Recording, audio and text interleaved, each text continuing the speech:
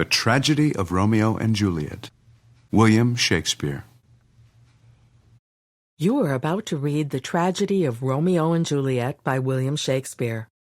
This drama, often praised as the greatest love story of all time, offers more than just a tale of two infatuated teenagers. You'll also encounter feuding families, bloody duels, wild parties, overbearing parents, and wisecracking friends. Read along to discover why readers and audiences have been mesmerized by Shakespeare's tragedy for over 400 years. The Prologue. Two households, both alike in dignity. In fair Verona, where we lay our scene, from ancient grudge break to new mutiny, where civil blood makes civil hands unclean. From forth the fatal loins of these two foes, a pair of star-crossed lovers take their life, whose misadventured piteous overthrows doth with their death bury their parents' strife. The fearful passage of their death-marked love, and the continuance of their parents' rage, which but their children's end naught could remove, is now the 2 hours' traffic of our stage, the which if you with patient ears attend, what here shall miss, our toil shall strive to mend. Act 1, Scene 1, a public square in Verona. Gregory, on my word, we'll not carry coals. No, for then we should be colliers. I mean, and we be in collar, we'll draw. Aye, while you live, draw your neck out of collar. I strike quickly being moved. But thou art not quickly moved to strike. A dog of the house of Montague moves me. To move is to stir, and to be valiant is to stand. Therefore, if thou art moved, thou runst away. A dog of that house shall move me to stand. I will take the wall of any man or maid of Montague's. That shows thee a weak slave, for the weakest goes to the wall. 'Tis true, and therefore women, being the weaker vessels, are ever thrust to the wall. Therefore, push I will Montague's men from the wall, and thrust his maids to the wall. The quarrel is between our masters and us, their men. 'Tis all one. I will show myself a tyrant. When I have fought with the men, I will be cruel with the maids. I will cut off their heads. The heads of the maids? Aye, the heads of the maids, or their maiden heads. Take it in what sense thou wilt. They must take it in sense that feel it. Me they shall feel while I am able to stand, and 'tis known I am a pretty piece of flesh. 'Tis well thou art not fish. If thou hadst been poor John. Draw thy tool. Here comes two of the house of Montagues. My naked weapon is out. Quarrel, I will back thee. How? Turn thy back and run? Fear me not. Nay, marry, I fear thee. Let us take the law of our sides. Let them begin. I will frown as I pass by, and let them take it as they list. Nay, as they dare. I will bite my thumb at them, which is disgrace to them if they bear it. Do you bite your thumb at us, sir? I do bite my thumb, sir. Do you bite your thumb at us, sir? Is the law of our side if I say aye? No. No, sir. I do not bite my thumb at you, sir, but I bite my thumb, sir. Do you quarrel, sir? Quarrel, sir? No, sir. But if you do, sir, I am for you. I serve as good a man as you. No better. Well, sir.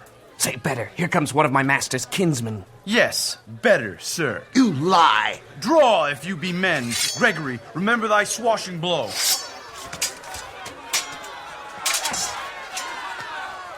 Hark, fools!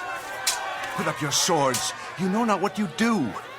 What, art thou drawn among these heartless hinds? Turn thee, Benvolio, look upon thy death. I do but keep the peace. Put up thy sword, or manage it to part these men with me. What, drawn and talk of peace? I hate the word as I hate hell, all Montagues, and thee. Have at thee, coward. Clubs, bills, and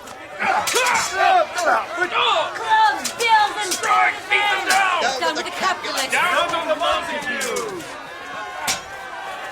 What noise is this? Give me my long sword. Halt! A crutch! A crutch! Why call you for a sword? My sword, I say. Old Montague has come and flourishes his blade in spite of me. Now, villain Capulet, hold me not. Let me go. Thou shalt not stir 1 foot to seek a foe. Rebellious subjects, enemies to peace, profaners of this neighbor-stained steel, will they not hear?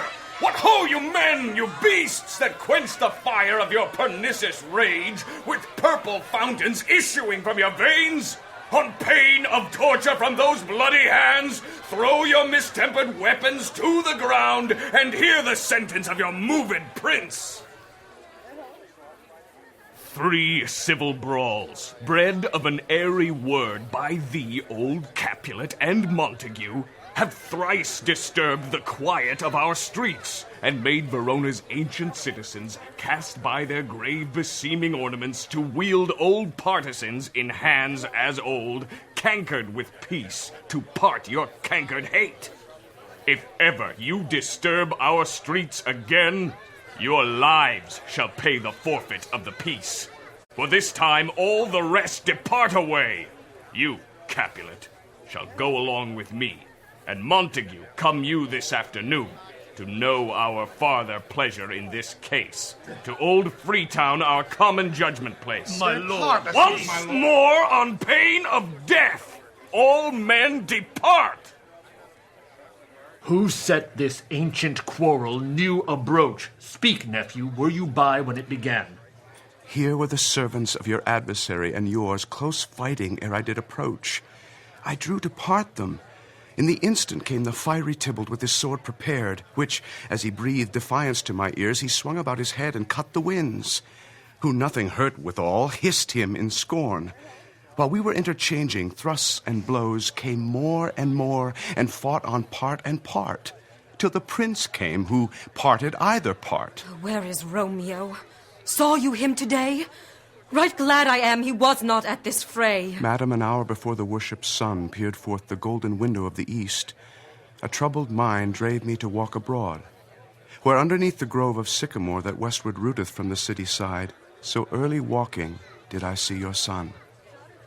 Towards him I made, but he was ware of me and stole into the covert of the wood. I, measuring his affections by my own, which then most sought where most might not be found, being one too many by my weary self, pursued my humor, not pursuing his, and gladly shunned, who gladly fled from me. Many a morning hath he there been seen, with tears augmenting the fresh morning's dew, adding to clouds more clouds with his deep sighs. But all so soon as the all-cheering sun should in the farthest east begin to draw the shady curtains from Aurora's bed, away from light steals home my heavy son, and private in his chamber pens himself, shuts up his windows, locks fair daylight out, and makes himself an artificial night. Black and portentous must this humour prove, unless good counsel may the cause remove. My noble uncle, do you know the cause? I neither know it, nor can learn of him. Have you importuned him by any means? Both by myself and many other friends. But he, his own affection's counsellor, is to himself, I will not say how true, but to himself so secret and so close, so far from sounding and discovery, as is the bud bit with an envious worm ere he can spread his sweet leaves to the air, or dedicate his beauty to the sun. Could we but learn from whence his sorrows grow, we would as willingly give cure as know. See where he comes. So, please you, step aside. I'll know his grievance, or be much denied. I would thou wert so happy by thy stay to hear true shrift. Come, madam, let's away. Good morrow, cousin. Is the day so young? But new struck 9. Ay me, sad hours seem long. Was that my father that went hence so fast? It was. What sadness lengthens Romeo's hours? Not having that which having makes them short. In love? Out. Of love? Out of her favor, where I am in love. Alas, that love so gentle in his view should be so tyrannous and rough in proof. Alas, that love, whose view is muffled still, should without eyes see pathways to his will. Where shall we dine? Oh, me! What fray was here? Yet tell me not, for I have heard it all. here's much to do with hate, but more with love. Why then, oh brawling love, oh loving hate, oh anything, of nothing first create. Oh heavy lightness, serious vanity, misshapen chaos of well-seeming forms, feather of lead, bright smoke, cold fire, sick health, still waking sleep that is not what it is. This love feel I, that feel no love in this. Dost thou not laugh? No, 'cause I rather weep. Good-hearted what? At thy good heart's oppression. Why, such is love's transgression. Griefs of mine own lie heavy in my breast, which thou wilt propagate to have it pressed with more of thine. This love that thou hast shown doth add more grief to too much of mine own. Love is a smoke raised with the fume of sighs, being purged, a fire sparkling in lovers' eyes, being vexed, a sea nourished with lovers' tears. What is it else? A madness most discreet, a choking gall, and a preserving sweet. Farewell, my cousin. Soft, I will go along. And if you leave me so, you do me wrong. Tut, I have lost myself. I am not here. This is not Romeo. He's some other where. Tell me in sadness, who is that you love? What, shall I groan and tell thee? Groan? Why, no, but sadly, tell me who. Bid a sick man in sadness make his will. Word ill urged to one that is so ill. In sadness, cousin, I do love a woman. I aim so near when I supposed you love. All right, good mark, man. And she's fair, I love. A right fair mark, fair cuz, is soonest hit. Well, in that hit you miss. She'll not be hit with Cupid's arrow, she hath Dian's wit, and in strong proof of chastity well armed. From love's weak childish bow she lives unharmed. She will not stay the siege of loving terms, nor bide the encounter of assailing eyes, nor ope her lap to saints seducing gold. Oh, she is rich in beauty, only poor, that when she dies, with beauty dies her store. Though she hath sworn that she will still live chaste? She hath, and in that sparing makes huge waste. For beauty, starved with her severity, cuts beauty off from all posterity. She is too fair, too wise, wisely too fair to merit bliss by making me despair. She hath forsworn to love, and in that vow do I live dead that live to tell it now. Be ruled by me.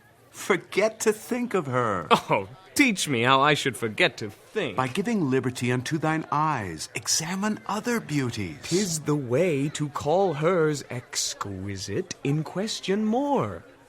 These happy masks that kiss fair ladies' brows, being black, puts us in mind they hide the fair. He that is struck and blind cannot forget the precious treasure of his eyesight lost.